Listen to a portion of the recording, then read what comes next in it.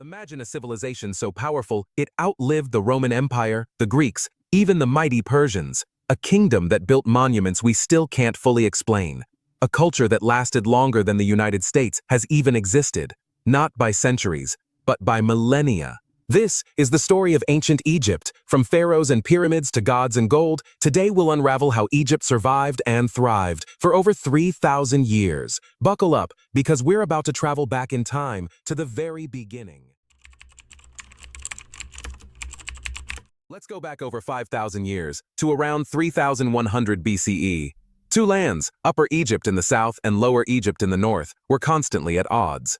Then came a legendary figure, Narmer, also known as Menes, who united these lands under one crown. Some call this the birth of the first nation-state in history. Egypt became the first great civilization built along the banks of the Nile River, a natural highway that flooded predictably, feeding crops and making Egypt the gift of the Nile, as the Greek historian Herodotus called it. Herodotus called it. This was the early dynastic period, and it laid the foundation. Kings became gods, hieroglyphs were born, and massive tombs began to rise from the desert. Egypt wasn't just a desert. It was becoming a power. Now we enter the Old Kingdom, 2686-2181 BCE, Egypt's first golden age. This was the era of the Great Pyramid of Giza, the only surviving wonder of the ancient world. Built under Pharaoh Khufu or Cheops, this pyramid was made of over 2 million limestone blocks, some weighing more than 50 tons. We still don't fully understand how they built it with no modern tools. But this wasn't just about monuments. The Old Kingdom was highly organized. A bureaucratic system of officials and scribes, taxation, census records, and irrigation management. Religion revolved around the sun god Ra, and the pharaoh was considered a living god. But even gods can fall. By 2181 BCE, the central government weakened, famine spread, and regional governors gained too much power. The Old Kingdom collapsed. For about 150 years, Egypt was fragmented in what's called the First Intermediate Period. Think of it like feudal chaos. Local warlords fought for control, and the Nile's unity was broken. But then came a comeback story. Around 2055 BCE, Mentuhotep II of Thebes reunited Egypt, starting the Middle Kingdom. This period was more grounded than the Old Kingdom. Less pyramid building, more fortifications, diplomacy, and literature.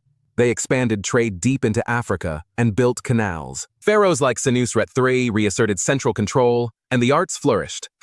But Egypt had enemies, and they were watching. Eventually, outsiders took advantage of Egypt's wealth. Around 1650 BCE, a mysterious group called the Hyksos invaded and seized power in northern Egypt.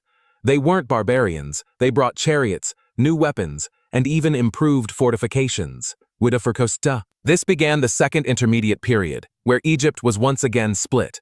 But Egypt never stays down for long. By 1550 BCE, a southern prince named Ahmose expelled the Hyksos and launched the New Kingdom, Egypt's most powerful and famous era.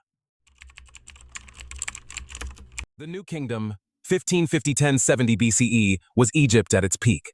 A true superpower. Pharaohs like Thutmose III, Amenhotep III, and the legendary Ramses II, the Great, built an empire stretching into modern-day Syria and Sudan. This was the age of giant temples like Karnak and Luxor, Hogate, obelisks that still stand today in places like Paris, London, and New York. A foreign policy of war, diplomacy, and strategic marriages. But this era also gave us some of the most iconic characters in world history. Hatshepsut, the female pharaoh who ruled like a king. She launched trading expeditions to Punt and built massive monuments, including her temple at Deir el-Bahri. Akhenaten, the heretic pharaoh who tried to introduce monotheism, worshipping only the sun disk, Aten. He moved the capital to a new city and erased the old gods, but it didn't last. Tutankhamun. His tomb was untouched for over 3,000 years until 1922, when Howard Carter discovered it. Though he died young and ruled briefly, King Tut became the face of ancient Ramses the Great. He ruled for 66 years, signed the world's first known peace treaty with the Hittites, and may have been the pharaoh of the Exodus story. His temples at Abu Simbel are among the greatest ever built. But even the greatest empires Decline. After Ramses, Egypt began to weaken. Foreign invasions, corrupt priests, and economic troubles led to another breakdown. The third intermediate period. Libyans, Nubians, and Assyrians all took turns ruling parts of Egypt. For the first time, Egypt was no longer in control of its destiny. But it wasn't over.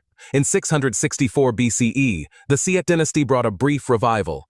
Then came the Persians, who ruled twice. Egypt would never again reach the heights of the new kingdom, but it remained a rich and symbolic land, a prize every empire wanted. Then came Alexander the Great. In 332 BCE, he entered Egypt without a fight. The Egyptians welcomed him as a liberator from the Persians. He founded Alexandria, which became one of the greatest cities of the ancient world, home to the Library of Alexandria and the Pharaohs Lighthouse, one of the seven wonders. After Alexander's death, one of his generals, Ptolemy, declared himself pharaoh. Thus began the Ptolemaic dynasty, Greek rulers who adopted Egyptian customs. And at the very end of this line came the most famous queen in history, Cleopatra VII.